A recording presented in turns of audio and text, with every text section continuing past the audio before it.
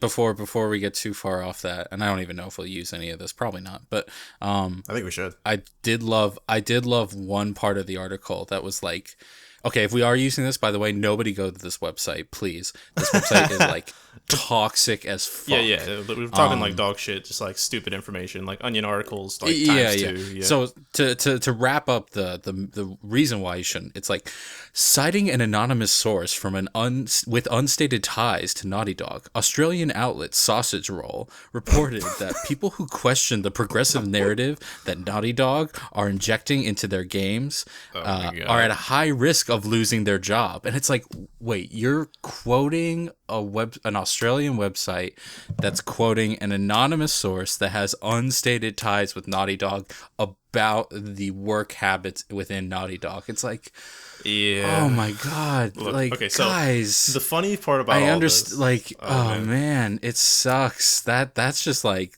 just grasping at straws there. But it doesn't matter as long as it agrees with what they think. Yeah. Then it's all good. I mean, that's echo chamber fucking conversations these days. And the funny thing about it's the possibility. It's the possibility. That's what it is. It's like there's somebody out there who might be related to something that's saying this is going on, and you have to accept that it could be going on. And it's just like, yes, but we could get hit by a meteorite tomorrow, just because like we go off of large probability, not small probability. Yeah, it's like I have a Google like likelihood of asteroid hitting planet. I get like, everything, like these are the star patterns, like everything, like 300 results. Google saying asteroid won't hit planet, like, but there's like 3 articles like on fucking. I always consider like a good example of echo chamber shit is like anti-vaxxers. It's like you like see all the studies. Oh my god, it's like a million anti-vaxxers. Exactly, everything for like vaccination. I mean, they're the worst, but they're the best. They're like the best. No, you know what? Flat earthers are the best because they don't really harm. I can't anybody. do flat earthers right now. I have like too much. No. It's fine. I'm just saying, like anti-vaxxers, it's not good to laugh at them because like they're actually hurting people with their ideas. But the memes. But flat earthers are a lot more fun to laugh at because it's kind of like harmless stupidity. It's almost harmless stupidity because it's like, yeah, go ahead, think that you're stupid and you're wrong, but yeah, go ahead. No, whatever. We'll do flat earthing on the next one. We have to actually talk about anime a little bit. Okay. So, but yeah, it tied back to what I was getting at. Was I started watching Millionaire Detective. How did this lead back to Millionaire Detective? By the way, welcome to the podcast, everybody. Hello. I'm Christopher House. And I'm Brando. This is Brando. Welcome to the Otaku Remix Podcast. That's our cold open because we're not scrapping it because I just can't do it now. But anyway, so yeah, Millionaire Detective is a new animated feature. Not feature, it's a show from this season. And I watched the first episode. And so following, like, I just saw that article today, and I was reading another one about, like, a FGC-related topic that was talking about, like, the issues of, like, conservative versus progressive mindsets within the community and stuff like that. So this is my mindset when I'm going into Millionaire Detective. And the show opens and I'm enjoying it. It's like it's like James Bond if he wanted to be it's James Bond if he wanted to be like an average city cop, where he has unlimited budget, literally an unlimited budget. But he just wants to stop like littering. Super spy. But it's like he's assigned to the police force, but I don't know. You have to see the first episode to really get it. Like, What happens is a city event is going on, and there's a bomb threat that happens. Okay. And while the police are chasing down the car that has the bomb in it, our millionaire detective goes and gets a he stops a foreign dignitary's car, which is like an expensive Rolls Royce style car. Buys it from him on the spot. Like he pulls the man out of the car, throws him to the curb, and buys it from him. Tells every cop to stop chasing the bomb car. Then chases after the bomb car himself. Stops all traffic throughout the city so that they can like point the bomb car towards a specific bridge. Okay. And then pays off the bridge, what do you call it? Like the person who's like operating the bridge. Okay, yeah. Pays him off to make the bridge rise so that he can push the car off the bridge and have it explode in the lake. This is the kind of and it's like the problem solving I want. Like just throwing your money at any problem. It's like there's a fire. Let me just smother it with all my bills. Right, and so to offset his like extraordinary arrogance, there's this actual beat cop who's like kind of on his side, and he's very like idealistic, I suppose. Okay. I think he was supposed to be, he's like a former Secret Service member who got kicked out because he couldn't like stop being idealistic. And so it seems like they're going to be the duo of the show. So you have like arrogant cop who does whatever he wants because he has fuckloads of a lot of money. He literally, when his balance comes up, it's titled as unlimited. Like, and at the end of the episode, they show a list of the cost report. The damage that he causes, and it's in like the billions of yen. But he's just good, he's got covered. And he's good because he has an unlimited budget.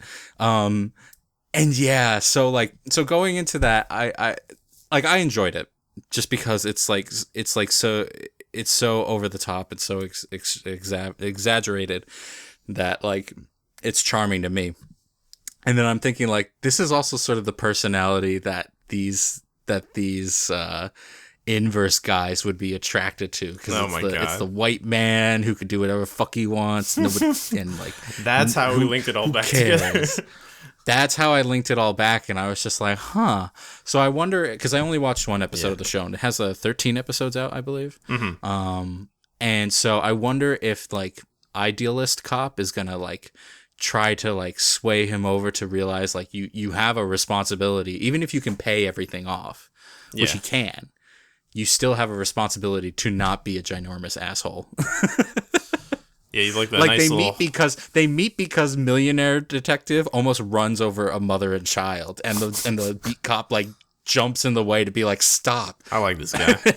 and the millionaire detective like crashes his first car. That's why he has to buy the second car, because he had to swerve out of the way and he crashed his car, the first one. It's a very Holmes and Watson relationship. Kind of, yeah, without any sort of cleverness behind it. I mean, I guess the bridge was kind of clever. Now that I think about it, not like I'm not saying he's Holmes, but the relationship dynamic, the sort of like eccentric with the realist, like God figure with the like the Holmes and Watson and honestly Rick and Morty as well, where you have this godlike figure who can do whatever fuck he wants, and then you have the human like telling them like you are not God or anything like that. So it should be an interesting show. I'll look more into it. The only reason why I thought it was interesting is just like all in one day I had all of these arguments, and suddenly I'm seeing this show in a different light, and I'm like, is this show gonna like idealize this character who just does whatever the fuck he wants? Because like the intro title, oh my god,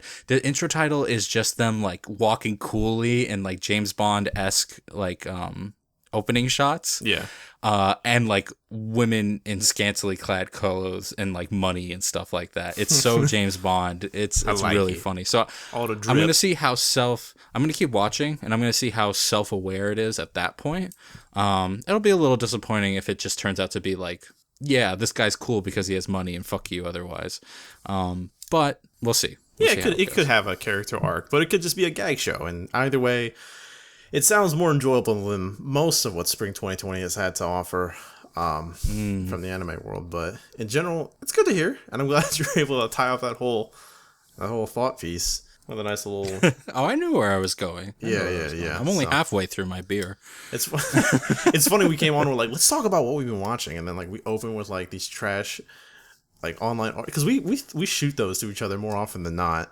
Like I've sent you. It's so funny. It's so funny. We do that. I probably won't bring them up on the podcast too much because again, you don't want to give them publicity. Yeah. And honestly, this article in particular is the best because nobody will look at either A, because they realize it's trash, or B, because it has Last of Us 2 spoilers in it. So for one reason or another, they have plenty of reason not to look at this article. I'm trying desperately to remember the last trash article I sent to you, but I'd rather not. I'm pretty sure I am like on the tip of my tongue. I think it was something on the inverse side of things where it's like, oh, because there's a man in this game, it's misogynistic. Like, it was something like it that. was. It was the Aerith thing. It was the Aerith thing. Yeah, it was the Aerith thing. Yeah, we'll get into that later. That's on the inverse of this. We like to consider ourselves moderates. I know that's not an existing thing, but whatever. We try. But the Aerith thing was more just like a plea to not let her die in the story because of like female empowerment, which is like, I think it's not something I want to argue against. I will just say it's a weak argument when you're talking about narrative structure. Yeah. Like, characters don't die off of whim. If they do die because of a whim, then that's like really bad narrative structure. They usually die for a purpose or for a reason. And at that same point, then yeah, you're making Aerith into like an object more than a character. But I don't know. That's a whole other debate. It was some long schlocky it's an article. Interesting. It's an interesting debate that the article did not actually do justice to. No, not at all. If you want to have an actual debate about it, that's fair, and I will listen to it. I think I've said multiple times on this podcast, I would love to hear, like, I've only heard, like, men's opinion about Kill la Kill. I would love to hear more women's opinion about Kill la Kill, and is it as sleazy as I think it is, despite the fact that I love that show. Yeah. But, you know, it's like, it's one of these things where it's like that article didn't really construct the argument too well, and that's what kind of made it funny. Yeah, and on every front too. Like, it wasn't just like the female representation or like feminist sort of ideology that they were trying to represent. It was more so like how they went about it, and like how, one, like you were saying, it doesn't really play into the narrative in any sort of way, like that sort of those themes and how they were trying to represent them with Aerith. Like, it was from some weird secondhand website, like an opinion piece from like Game Worm or wherever the frig it was from. But it was like the argument was that they shouldn't kill her because it was sort of like an anti-subversive thing. It's like, there's no way that it would surprise us anymore. Like, this is so ingrained in the zeitgeist of nerd pop culture of Aerith's death. This isn't even worth doing because we all expect it. So they should do something that we don't expect. And then also the other argument on the other end of it was, the female side of it, where it's like, this game is already like sparse with women. All it has is Tifa and Aerith. Like, it needs to moving forward into whatever the sequel episodes of this game, the Final Fantasy VII remake saga, whatever they want to call it.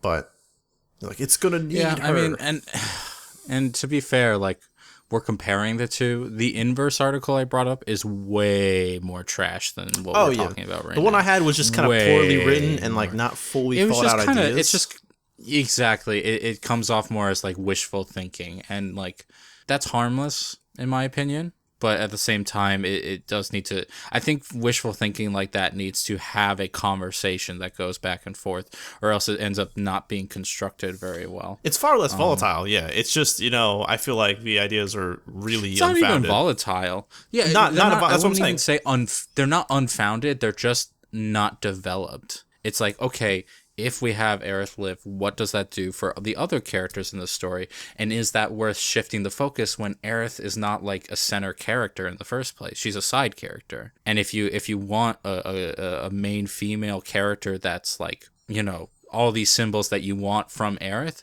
you might just need to make a new character entirely. Yeah, I don't think Aerith's character design serves a greater purpose than what it does. I feel like somewhere in there, someone might argue her purpose, in dying is only to, it's not that she can't, and that's not to undermine anybody who views Aerith as like some sort of role model in some sort of way. It's just that you have to take it for what it is, and then if you're going to change it, usually it has to come with like intentions other than I want it to be this way. Do you remember the conversation we had? Not the conversation, to tangent even further, perhaps, just for a quick moment. The internet historian, like psychopathic Final Fantasy VII cult. Oh my god, that's a great one. Is that the internet historian, or is that down the rabbit hole? I think that's down the rabbit hole. Yeah. Excuse me, down the rabbit hole. Where he does great work. I'm pretty sure that's in my beautiful state of Pennsylvania. I think it was like in Penn State, It is. It was at Penn State. Yep. Yeah. Oh my god, like we can't do that whole thing justice. But if people have heard that story about the sort of cultish home life, by the way, that is completely different. That is people who legitimately have mental issues. Yeah. That's people who believe they're personifying Final Fantasy VII characters and living in a home, abiding by like sort of their rules, so to speak. It's not like, so that's the part that makes you like raise your eyebrow, and like we are personalities, budding personalities on the internet. People have interesting hobbies, they have interesting ways of expressing themselves, and that's fine. Yeah. What is not acceptable is like not paying for your plumbing, shitting on the floor, like human decency, shit like that. Human decency. And that's why the Final Fantasy house that we're referring to goes off the fucking rails. Yeah, we should. When they start being like, we should like clarify. Because we're not going to go into it too much. I just want to clarify that stuff, human decency, is the reason why that story is a shit show, and not just because of the weirdness of like pretending to be a fictional character. Like Christ, like, I mean, if you're a writer, at the very least, you have that in you. But like, yeah, there are boundaries, and they keep shifting, but I think there are some that'll never change, and just human cleanliness is gonna be one of them. I mean, yeah, but okay, circle the wagons, back to anime for a little bit. So, what we've been watching? You've been watching Millionaire Detective. I watched the first episode of Millionaire Detective. That is good. I have been watching a little bit of Tower of God. Wow, I forgot we wanted. This is the thing we wanted to talk about today. we did. Yeah, Tower of God, definitely an interesting case study. One of the few sort of focal points, I guess you could say, of this season, spring 2020 anime season, because of a lot of reasons. One being one of the first, besides Dr. Stone, true Crunchyroll anime productions. Having a hand in both exclusivity in the publication, obviously a little bit of hand in the production as well, alongside Webtoon and the anime studio itself, which is off my tongue at the moment, but all the same. And yeah, and also being we also mentioned this before we started recording, one of the few anime that's not going to be affected by the coronavirus delays, which are going to be hitting a lot of anime, not only in the spring anime season, but also in the fall, obviously cascading through the ripple effects of the production delays. This is its moment to shine. This is like when the main actor comes down with a cold and you're the secondary, and it's like, oh, my moment. Yeah. So this is my moment to shine. So Crunchyroll has been like publishing a few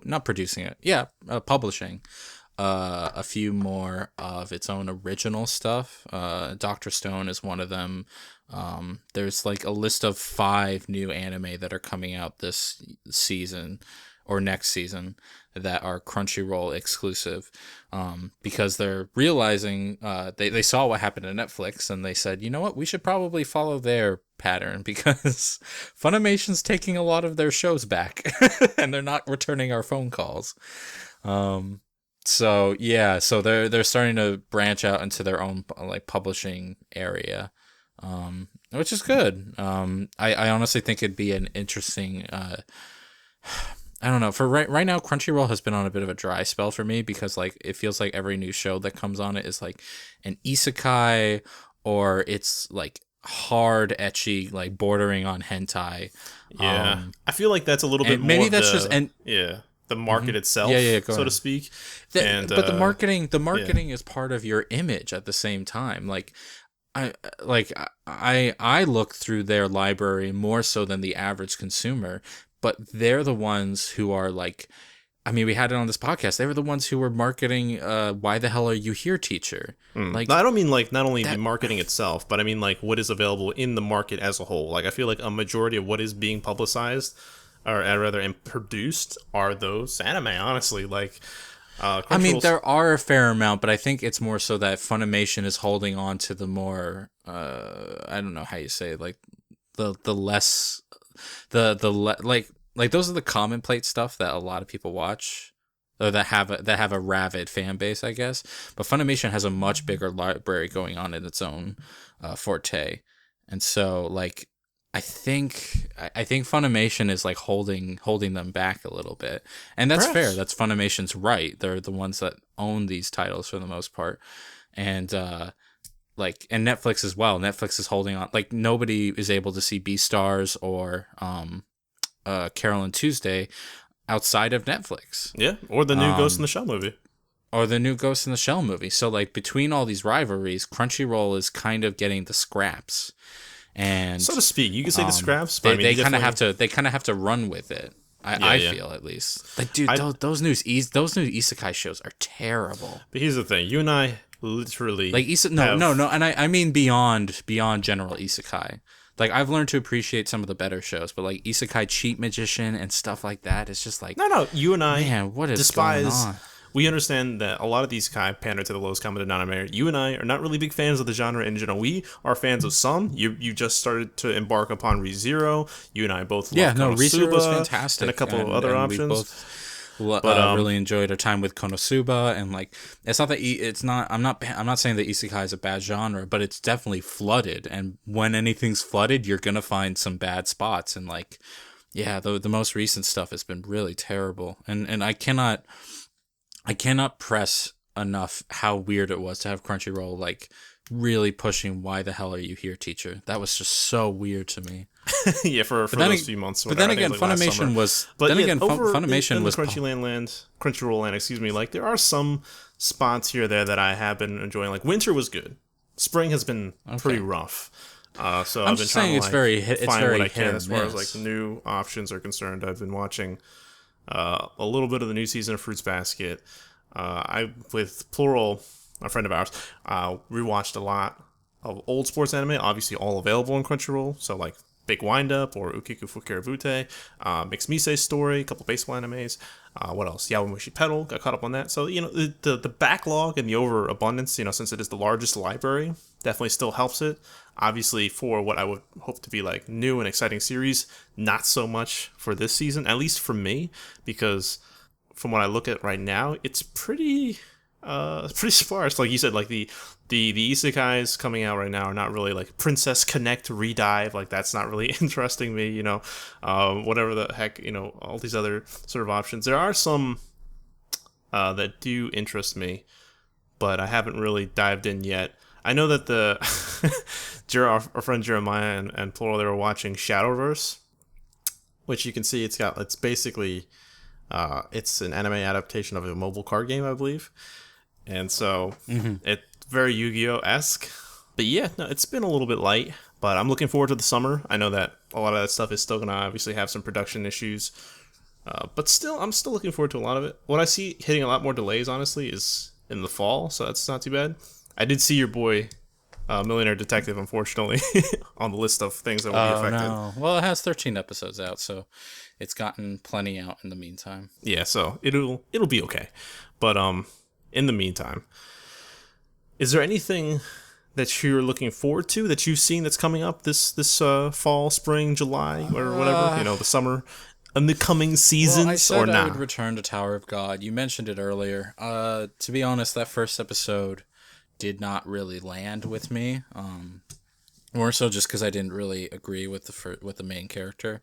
He seemed a bit like needy and also like predestined for greatness, if that makes sense. So those kind of characters, those type of characters just bounce right off me. But honestly, its art style and the fact that it is something so different than what has been coming out as of late makes me want to give it a better chance. But I think it's not going to be as different as I'd hoped it would be. Yeah. Tower of God is an interesting case study for me. Like I said, it's less so for you and I. I watched the pilot, and that was my exact reaction. You can ask anyone I spoke to about Tower of God when the first episode came out, because I hadn't read the manhwa on Webtoon or what have you. I didn't have the preconception. I know a lot of people personally that were excited to watch it, that had been reading it for some time, and were like, "Oh man, you're gonna be so excited when this really gets going." And I'm like, "When's it get going?" And they're like, "Oh, 75 chapters in is when the prologue ends." And I'm like, whoa. Wow. Anyway, and that's when it takes off, and I'm like, "Oh boy." But how is that past the but my general impression, because like the series, intro premise I thought that would set up the rest of the show, where it's like, boy is chasing after girl who he has a savior relationship with. Like, he wants to protect her because she saved him, and meanwhile she wants to go to the titular Tower of God in order to see the stars. And he doesn't want her to go because it's a dangerous place and she'll never be able to return. But lo and behold, she goes and he goes in after her. And so the premise, therefore, because they're separated, is like he's going to scale the Tower of God and all the challenges it has because he wants to see her again. So I would think that's... Yeah. The way you just said that makes it sound like the prologue is like just that ascension. Which would be weird, but I don't know. I do not know what's going to happen in this show, to be honest. So yeah, same. I don't know all the details regarding the plot. This is just what I've been told. They've tried to keep it vague in the interest of obviously keeping it spoiler free when explaining it to me when I've spoken to people about it. So we don't have all our details regarding the entirety of the plot of Tower of God, but from what we have experienced, what I've experienced personally, about 4 episodes or so of Tower of God thus far, I think that the animation quality is great. I think that the character designs are interesting enough. I think that the style is definitely unique. The action is well choreographed and done well. The narrative, like yourself, leaves a lot to be desired. I'm not very interested in Bam, the protagonist. I'm not really interested too much in his struggle. Not that his struggle is sympathetic, but he's a little bit vapid. He's not really written to have a whole lot of motivation. I mean, I understand he has that sort of, I must repay or pay forward what my savior has done for me. He has the but at the same time, complex, like. But the problem is that just kind of he's a little bit vacant. Only motivation. Like it doesn't seem like he has any life outside of her, and so it's like, man, like I don't feel for this character because it doesn't feel like, you know, you can sympathize for a man protecting his family or his wife or something like that, but like a boy protecting a girl who doesn't want to be protected is like a whole other thing. And maybe he'll go into that. I don't know, but like. From the get-go, it was just very off-turning. So, yeah, it leaves a lot to be desired regarding the protagonist and a lot with the story. But in general, I think the world is interesting enough to build around. But one of the things that I think are more interesting to talk about when it comes to Tower of God are the extraneous, like the meta circumstances regarding it. The fact that it is a manhwa being adapted into anime, which is something that has been extremely uncommon, if not ever happening. Especially from Webtoon, and it happening 3 times this year. Not only is it going to be Tower of God, but another very popular one that I'm a fan of, The God of High School, is going to be coming out later in the summer. And yes, it is. And there's also the same boot of Tower of God, where it's going to be kind of like a Crunchyroll exclusive, as well as like produced by them in conjunction with Webtoon. And another one, which name escapes me, starts with a V, but the point being that there are 3 productions coming out of this Crunchyroll Webtoon partnership.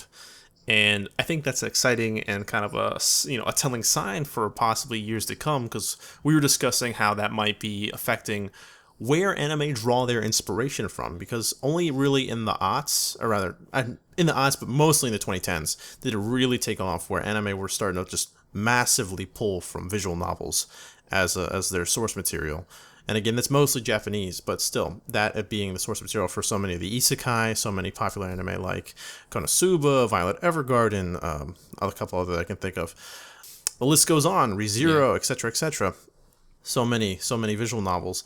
And this being like going from manhwa, like a whole country's basically source of graphic novels, could be another wellspring for popular anime to be adapted from. And what's interesting about that is that, I know that. So at least for Tower of God, Tower of God comes from South Korea, correct? But it's being animated by a Japanese studio. So what's interesting about that is like we're still getting or a Chinese studio. I think it's can't Japanese, remember. but I have to look into it. I believe it's Japanese as well, but I said I might check. Why don't you fact check that one? But I'm 90% sure it's a Japanese studio. What's interesting is that we're getting a new culture steps into the battlefield, but it's still like a new culture being handled by a Japanese studio, So I wonder if there, on top of just watching the show, I'm gonna see if there's any differences between that and the manhwa, and see if there's any strange changes that are made for cultural differences. But yeah, no, I mean stylistically, it definitely tries to stay with what the manhwa had. What is the source material of it. It definitely has like a sort of very unique artistic impression on it. And it is a Japanese animation studio, Telecom. Yeah, that's what I thought. Etc. Media studios, but and it's not even about the studio, but it's so much as the source material, because so much, if not 90 to 99% of the source material for most anime come from Japanese authors or Japanese media or Japanese history. Very, very rarely have we had these small little, happenstance moments where the source material, whether it be novel or graphic novel or anything, come from other places like China or Korea or America or anywhere in Europe. There's only been a few that come to mind. Ping Pong the Animation, obviously being from a Chinese studio about a Chinese story, I believe. That's a big one that's, found success. Radiant right now, one of the biggest shonen, is from a French mangaka. Granted, that was publicized still in Japan as a manga, and then obviously it's being adapted by a Japanese studio, but it being from a French source is something that's interesting. And it coming from now to manhwa, which has been the long time cousin of manga, and the possibility of pulling things directly from Webtoon as a website, as a platform now over the last 5-6 years, grown into like a global platform for all types of popular of comics around the world, not only from the Eastern Asian bloc, but from Africa, from Europe, from America. So like, if things can succeed on there and have the opportunity to be adapted into Japanese animation as we know it, I think that that'll be a very interesting turning point right now, that we can look back and say Tower of God was one of the first, of many. But again, we're kind of making a lot of assumptions of what this could be. I'll let it be said still that you're interesting making to think a lot of about. assumptions here. I'm just listening, so... These are assumptions that I'm making of the possibility of what this could be. This could be like the flashpoint moment. I'll let everybody know that my bus throwing again, services are available for any cost. And anyway, those are some of the thoughts I had about Tower of God. Much more interesting to talk about on a grander scale than about the individual show itself. Which is rarely actually a good sign for a show, but what the hey. What else have I been watching? I've caught up with the current season of Kaguya, which is still great. There's not much to really say about it. The new song's fantastic. The animation is still up to par. The comedic elements are still all there. They've found a way to continue the quote unquote drama of the story without it just being about, their romantic foibles. Because the student council is disbanded because it's the end of the year. So the new drama is about him getting reelected and stuff like that. So, it's a lot of fun. If you have enjoyed the last season, I do miss it. Enjoy the last season. You'll enjoy this season. I look forward to going back to Kaguya and seeing, all the whole gang. I know that's one of the few unfortunate things, since I don't have Funimation, but I know that eventually I will get caught up on that and see all the good gags, because I do miss Chica and all the fucking hijinks. But yeah, I mean, that's basically everything that I wanted to cover today. I mean, we've talked about everything we were watching. Is there anything else? I'll go again, because I also watched the first 5 minutes of Listener. Actually, the first 10 minutes. I did it, but we didn't record it, so I have to talk about it again. Okay, go ahead. So I with this new drought of stuff in Crunchyroll, I decided to get a Funimation account, and one of their promoted shows is a show called Listeners. And the title looks cool. Blue-haired girl and young trashy boy. Not like he's a trash collector. He's not trashy of himself. But anyway, and I texted Brando when I saw the first 30 seconds of the show, because I was like, oh my god, this is the opening to Redline. Because in the beginning... He told me it was really stylish. In the beginning... So for those who haven't listened to the Redline podcast, and I don't blame you, the audio's crap in that one.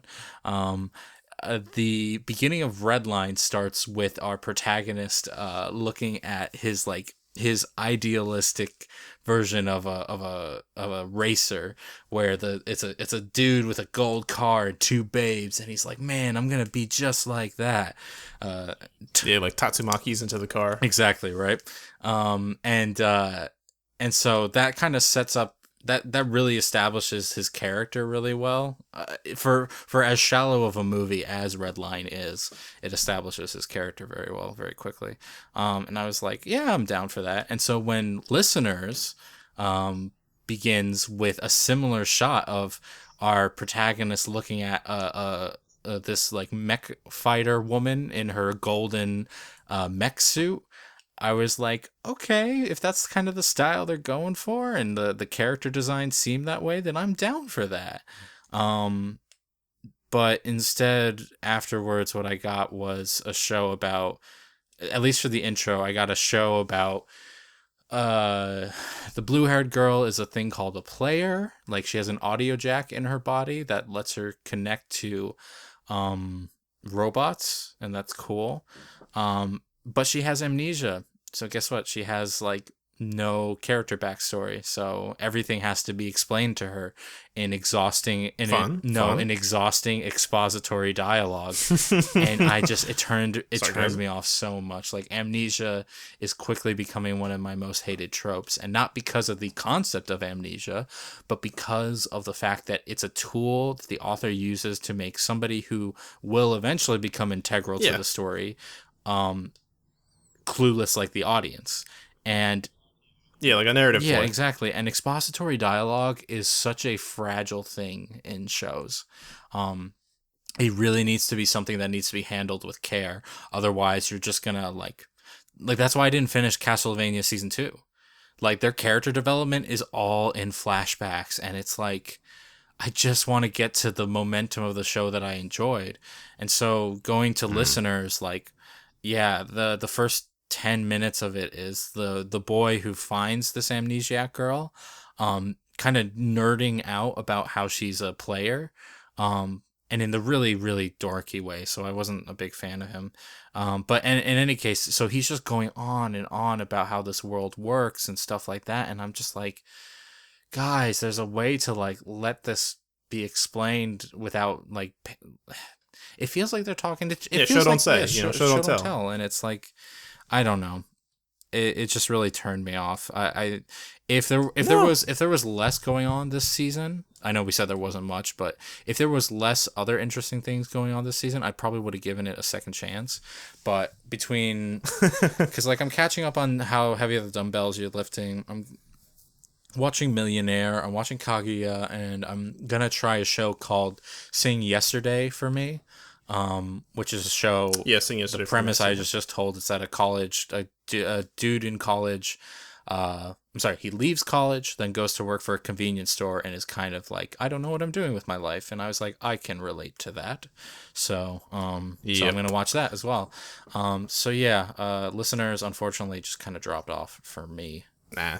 It sounds good, Shell. And again, with what you were saying, the amnesiac character is such like a ploy so that somebody can just like spew crap loads of exposition. Usually it just becomes an exposition puppet. It undercuts the character, because what's going to happen is that we're going to learn about her as the amnesiac, and then she eventually has to become the non-amnesiac. And it's like, guys, like, I don't know. I feel like it's something that has to be handled very subtly and like I sensitively. like my characters to be fully developed by the time they appear on screen. And what I mean is that they still have to go through an arc, which means they have to go through a change, but that they have their own ideas and motivations going into the story. When you start a story where everybody's at ground zero, it takes so long to build up that it's like, I could be watching like 10 other things at this point. Like, it's not hard to convey. Jumping back to Redline, which is what I initially, like, the reference I was initially drawn in by. Like, Redline achieves its characters' like ideals and what their wants are very quickly, and it allows for the rest of the movie to be focused on their actions and their reactions to those actions. When you spend most of the time just showing, oh, this is X character, and he likes to do stuff with robots, and this is why he likes to do stuff with robots, it's like, it's exhausting to me, to be quite frank. But I don't know, maybe that's just me.